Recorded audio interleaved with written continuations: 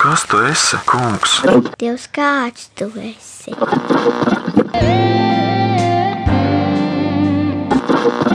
Kāds tu esi, mans Dievs? Es tev tik daudz kalpoju, bet es tevi pašu taču nemaz nepazīstu. Par šiem un citiem jautājumiem raidījumā Lūkšanu kambara noslēpumi.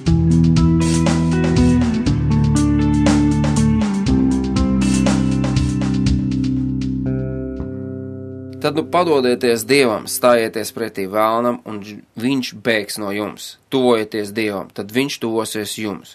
Šķīstiet rokas, grēcinieki, un skaidrojiet šaubīgie sirdis. Labvakar, kristīgā radio klausītāji! Šovakar pie jums ciemos ir raidījums Lūkšanu kambara noslēpumi. Studijā esmu es nemainīgi Jānis Akmens, un kopā ar manīm ir mans brālis. Es Jānis Sadovskis. Esiet sveicināti!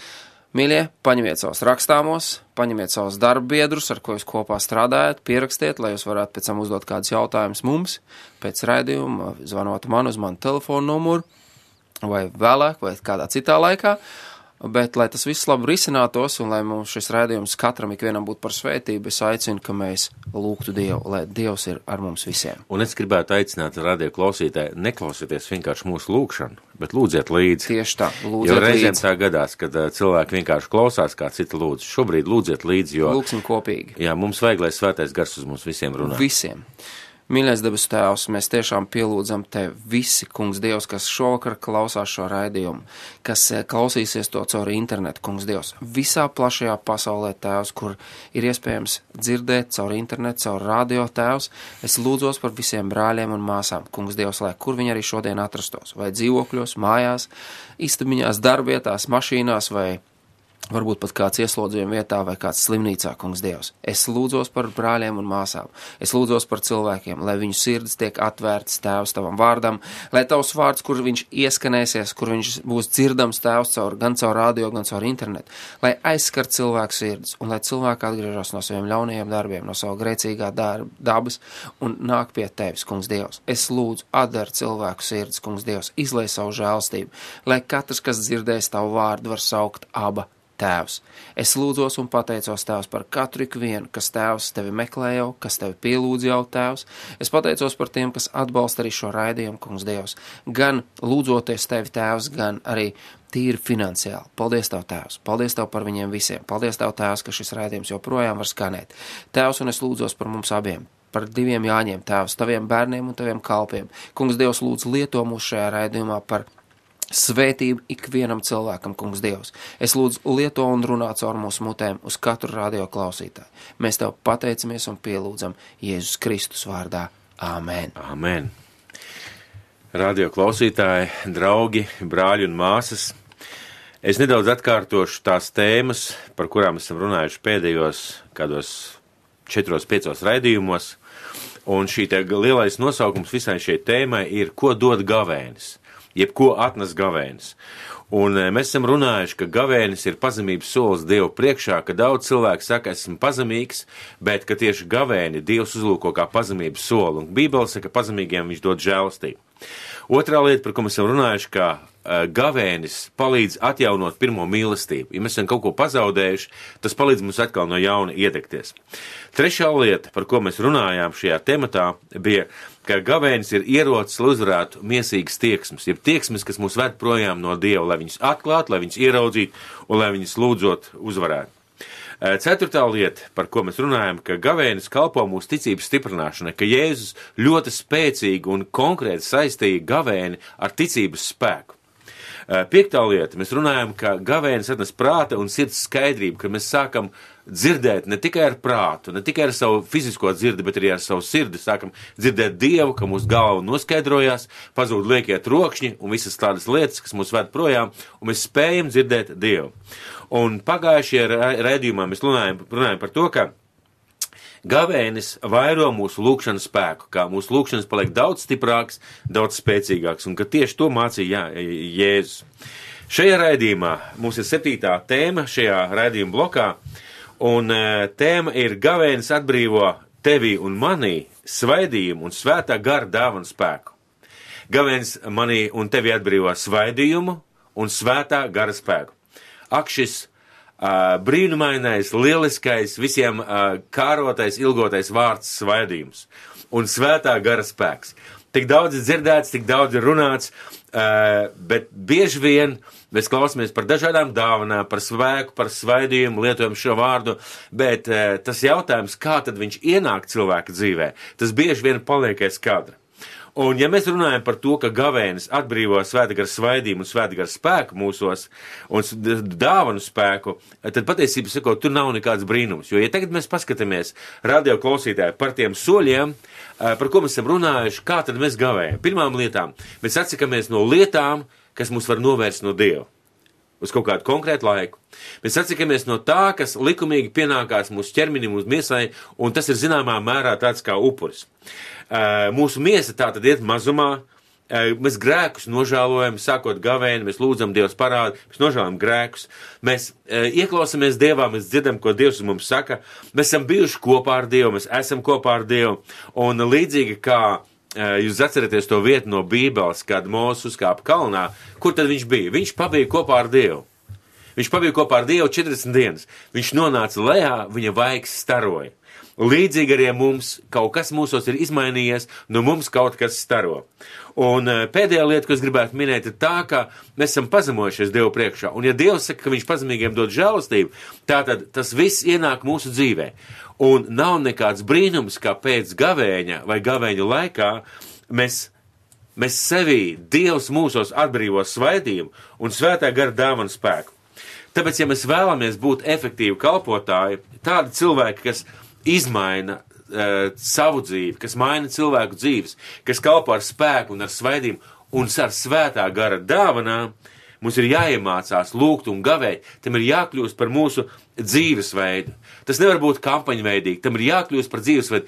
Paldies Dievam par kampaņām, paldies Dievam par to, ka tu izlem reizi varbūt mēnesī gavēt vai reizi, teiksim, pusgadā un uz kaut kādiem svētkiem. Paldies Dievam, tas jau lielisks, brīnišķīgs solis, bet es domāju, ka mums visiem ir jāaug Dievā un jāaug šajā garīgajā disciplīnā, ko sauc par lūkšanu un gavēni.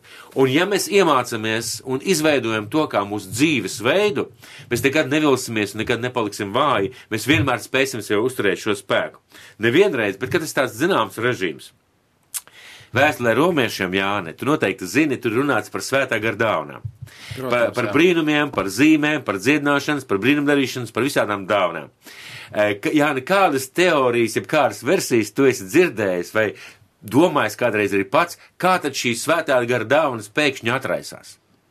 Mēs runājam šobrīd, ka gavēnis ir tieši tas, kas atraisa šīs dāvanas.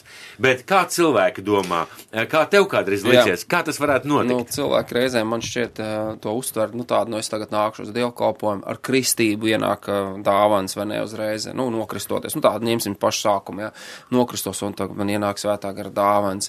Tad cilvēki ar dievkalpojumu apmeklēšanu, cits saka konferences apmeklēšanu no vienas reizes uz otru, tad cits saka svaidības parādās lielās, tāds spēks svaidījums vai ne, citi saka, tagad redz mācītājs par manīm aizlūks, un tad jau es būšu svētā gara pilns, vai ne, un tam līdzīgi. Tā, man liekas, cilvēki ļoti daudz par to runā un saka, teiksim, varbūt arī kaut kas no tā visa notiek tajā visā. Es negribētu teikt, tagad nonicināt visas tās lietas, ko es minēju, un tagad teikt, nē, tad tā nav. Nē, ir kādas lietas, bet vai tas ir tā burtiski un pilnīgi?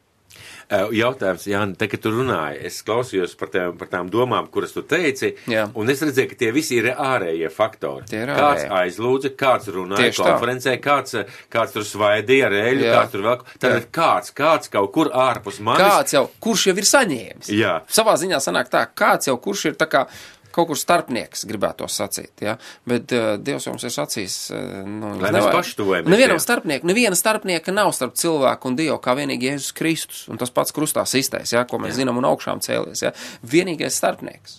Jā, un mana personīgā pieredze un daudz kristiešu pieredze ir, mīļā, ja jūs gribat dabūt pilnu zāli uz kaut kādu semināru vai uz kaut kādu konferenci, ielieciet tematu svētā gara dāvanas un svaidījumus. Jebkā saņemt svētā gara dāvanas un kā saņemt svētā gara svaidījumu. Būs pilna zāle. Ja būs runa par personīgām attiecībām ar Dievu, par lūkšanu dzīvi, par gavēni, teiksim, par kādām lietām, ko vajadzētu nožēlot vai atstāt, parasti zāle nebūs pilna. Tas man liecina tikai par to, ka cilvēki domā, ka šis te svaidījums un spēks un svētā gara dāvanas tiek atraisīts it kā no ārienes. Jā, protams, no ārienes, bet Kristus to atraisa caur tevi iekšā. Vārds svaidījums, ko vispār nozīmē svaidījums? Svaidījums ir tad, kad Dievs tevi svaida. It kā Dievs apzīmē. Jā, it kā izlej uz tevis savu svētā gara eļu, bet uz tevis. Dievs ir tas, kas šīs lietas dara. Un kā tad staigāt šajā svētā gara spēkā? Kā tad pirmām kārtām sākt piedzīvot šīs te dāvanas savā dzīvē? Atkal, Jāni, jautājums tev. Kā tev liekas, cik ilgi ir jābūt ticīgam cilvēkam, vai kādā konfesijā, vai kādā draudzē, cik svaidītam ir jābūt mācītājiem vai kalpotājiem, lai cilvēks sāktu piedzīvot? Kādam jābūt stāžam galu galā, lai cilvēks sāktu piedzīvot svētā gara spēku, svaidījumu un sāktu staigāt dāvanās? Nu, man šķiet, ka pat nemaz varētu nebūt šis stāžs, jo es redzu pēc rakstiem.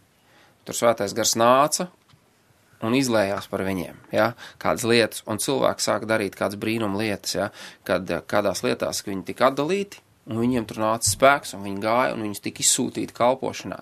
Ir, kur parādās, ir, kur ir kaut kāds laiks, ir, kur nav vispār laika, ja, tad patiesībā šie nav noteicošie faktori, cik ilgi vai kādai konkrētai konfesijai, nu, nerunāsim par konfesijām, savādāk kāds teiks, nu, te ir tā un šitā sāk strīdēties. Nē, bet ja mēs rakstus paņemam, tad patiesībā nav svarīgi, kam tu teiksim, kādai konfesijai pieder, jo Pāvils tur ar kādā vietā par to tā kā mazliet runā, teiksim, ja, bet ir svarīgi, ka tu piederi Kristum un kāda ir tava attieksme. Cik tālu, varētu teikt tā, Jāni, gribētu tā kā tev jautāt, cik tālu ir Kristus no tevis? Es domāju, ka lūkšanas attālumā. Viena vārda attālumā, ja tā varētu sacīt. Jā, viena vārda attālumā, tad, kad tu saki, un tas, es gribētu teikt arī, svaidījums un spēks patiesībā ir viena vārda attālumā. Savā veidā. Jā, Jāni, bet šeit es gribētu tev nedaudz, varbūt radio klausītājiem būs pārsteigums, nedaudz oponēt. Jo redziet, ja mēs runājam par vienkārši dzīvi, kas nodotu Dievam, tas notiek ar vienu lūkšanu. Jā, protams. Viss cilvēks lūdz nožēlo grēkus, pieņem Kristu. Bet svaidījums ir domāts kalpošanai. Protams. Un ļoti bieži vien cilvēks, kad viņš atnāk pie Dieva, viņš nav vēl gatavs uzņemties kalpošanu. Viņš nav gatavs uzņemties to nastu, kas viņam ir jānes. Bet pilnīgi viennozīmīgi Jānis tev piekrīt tajā ziņā, ka nav tāda termiņa.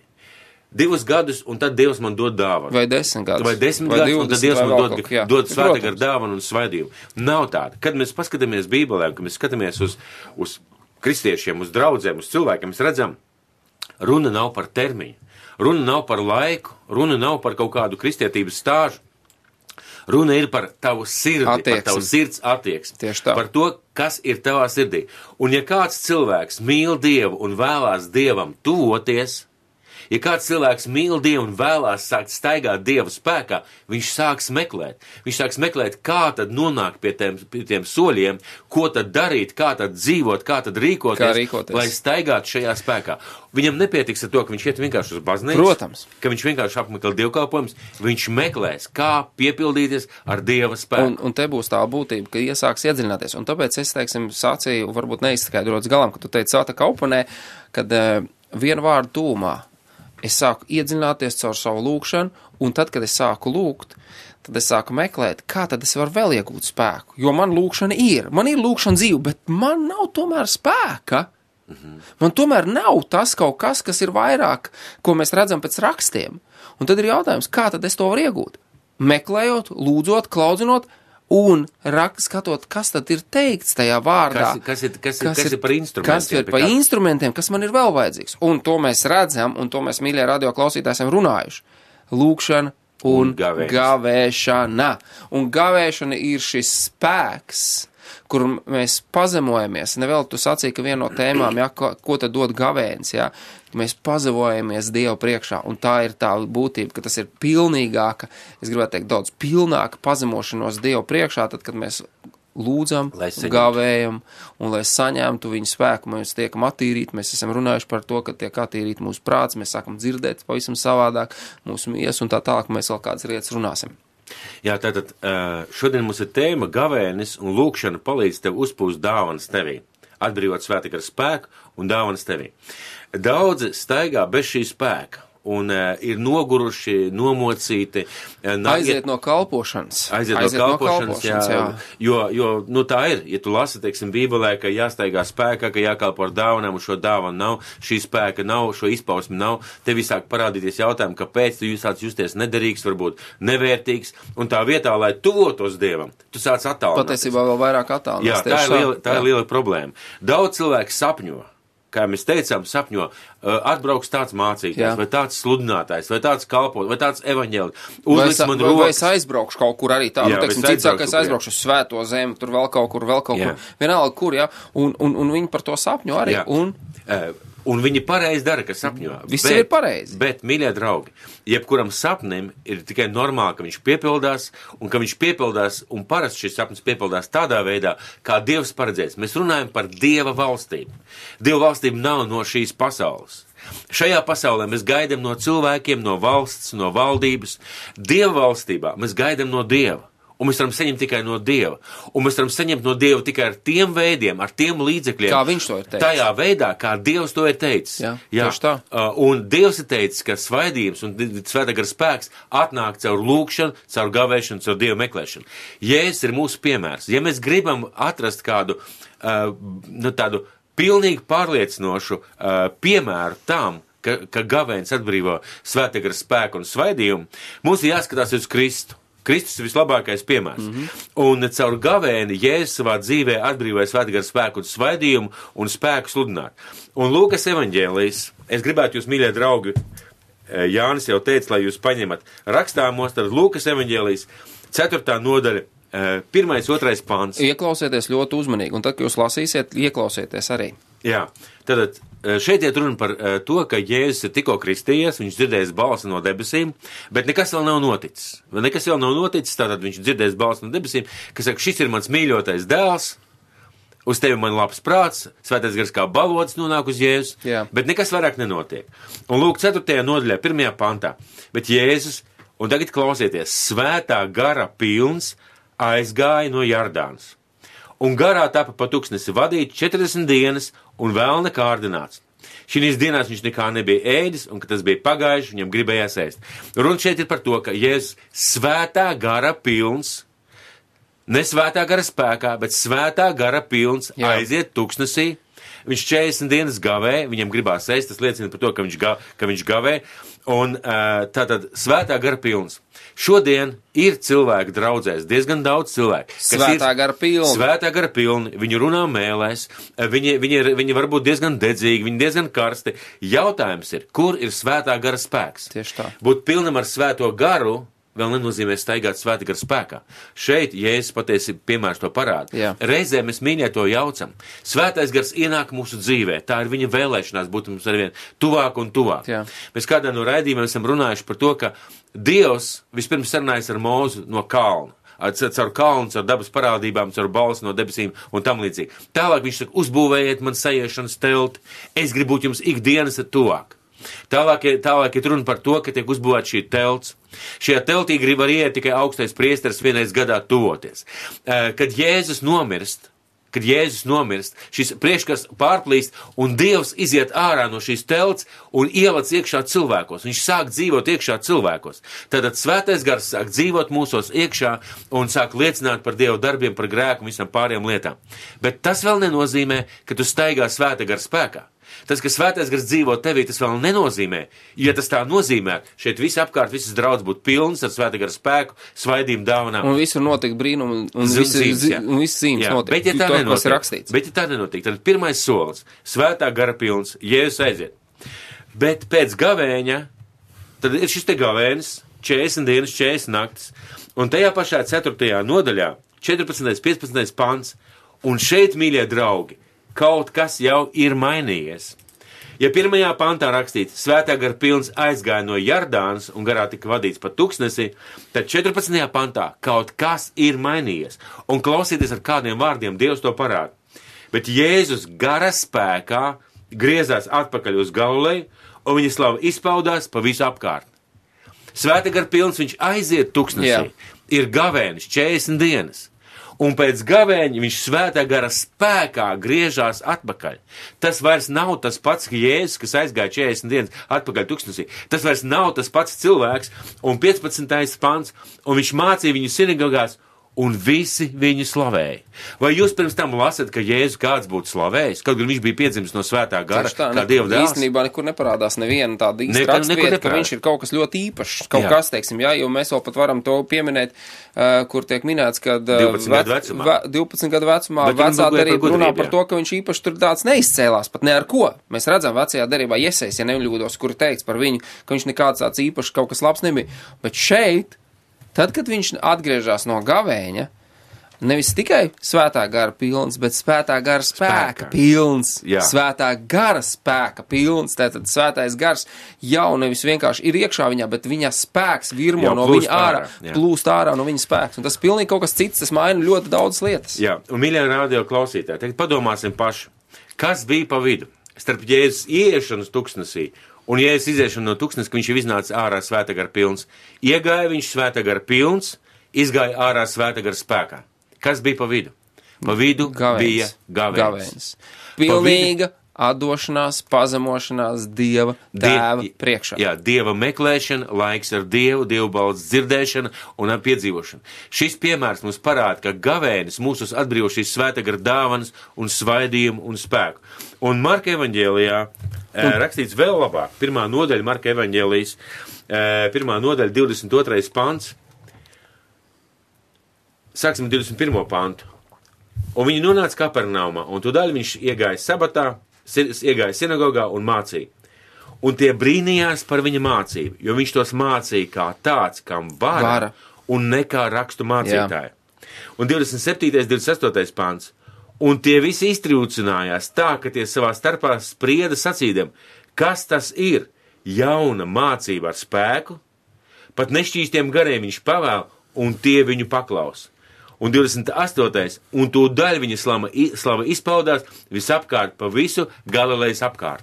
Lūk, kāda milzīga starpība, mīļie radio klausītāji. Lūk, kāda milzīga starpība Jēzus dzīvē, kad viņš svētā gara vadīts un svētā gara pilns ieiet šajā tuksnesī. Šajā tuksnesī mēs jau runājam, viņš gavē, viņš meklē Dievu, viņš piepildās, un tas pamazām viņu piepilda kā trauku, piepilda kā savu kalpotāju. Dieva spēks nāk pār viņu, viņš iziet ārā, un kad viņš runā, kad viņš sludina, kad viņš māca, cilvēki nevis vienkārši saka, interesanta mācība, interesants sludinātājs, Dieva, tur varētu teikt, Dieva kaut kāds kalps. Viņi brīnās, viņiem ir pārsteigums. Ka var, saka, tur ir spēks. Jā, viņi saka, kas tā par mācību? Kas tā par mācību?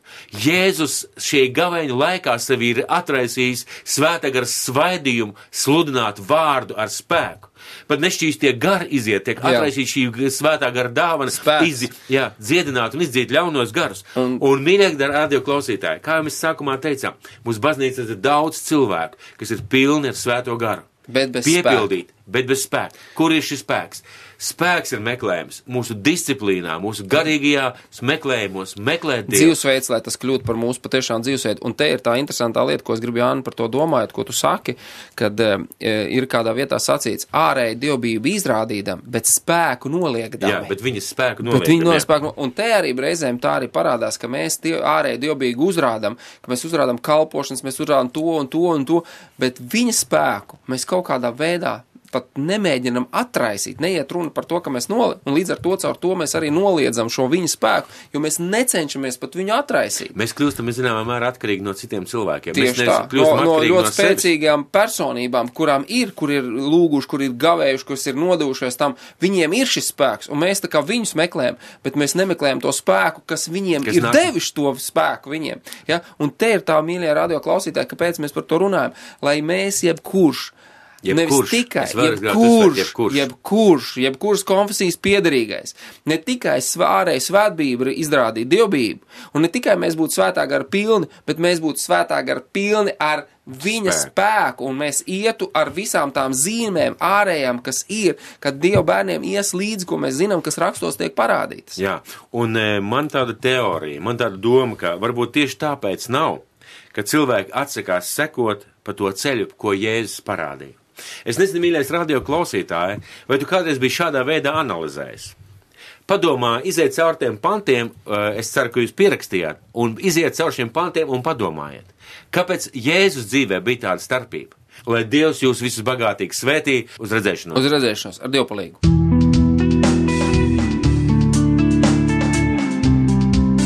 Jūs varat kļūt par partneriem raidījuma tapšanā, finansiāli atbalstot.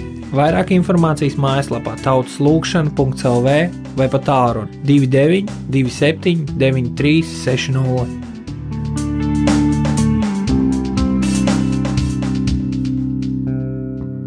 Lūkšanu kambara noslēpuma.